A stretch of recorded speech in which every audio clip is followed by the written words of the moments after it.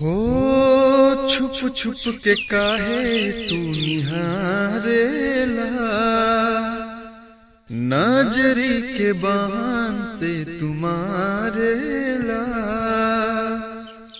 हो छुप छुप के काहे तू निहारेला, नजरी के बाण से तुम्हारेला।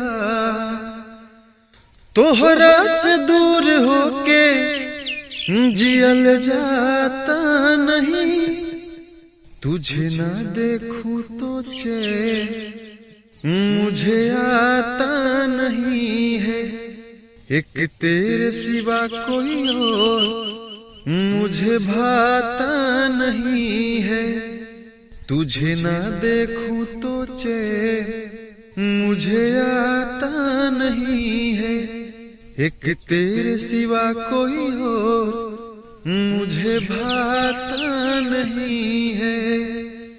कहीं मुझे प्यार हुआ तो नहीं है, कहीं मुझे प्यार हुआ तो नहीं है।